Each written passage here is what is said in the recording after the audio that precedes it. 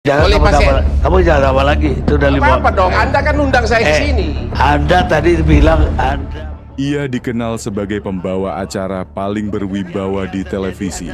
Hak bertanya, bukan hak menjawab. Kalimatnya tajam dan lugas. Satu wartawan saya. Di balik kacamata itu, tersimpan keteguhan seorang jurnalis yang tak pernah goyah oleh tekanan. Inilah kisah sang Presiden ILC, Karni Ilyas.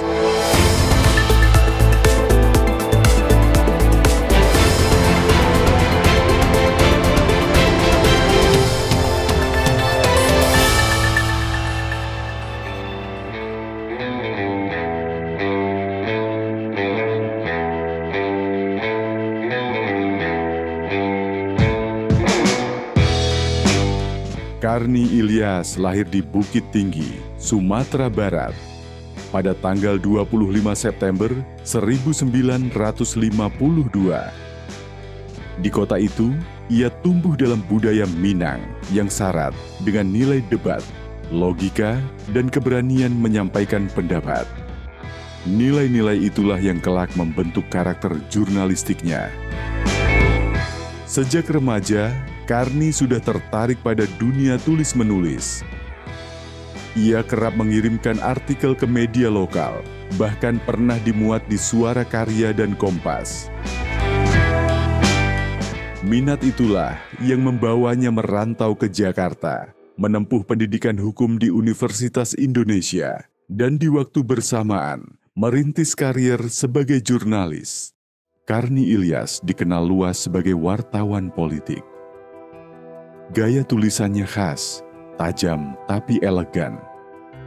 Ia tidak pernah sembarangan menulis. Semua berdasarkan data, riset, dan wawancara mendalam.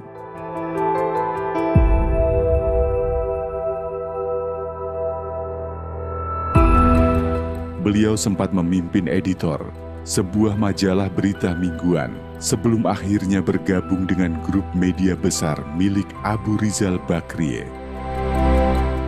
Disitulah ia merintis TV One dan melahirkan berbagai program berita yang menjadi barometer politik nasional.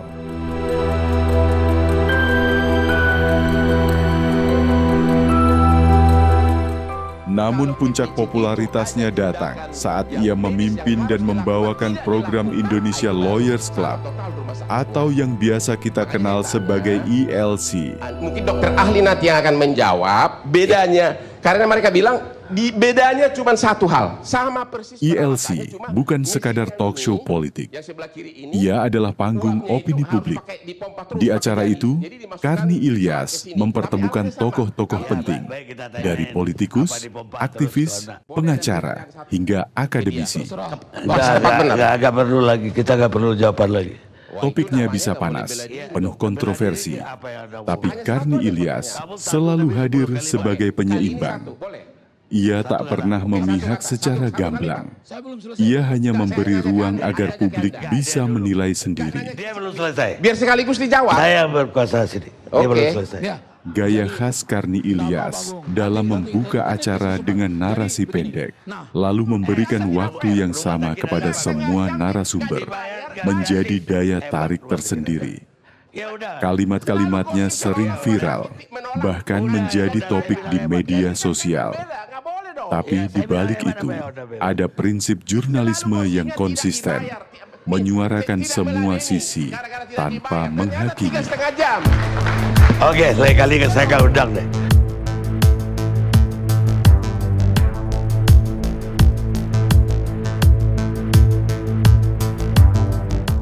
Di balik layar, Karni Ilyas adalah sosok yang sederhana.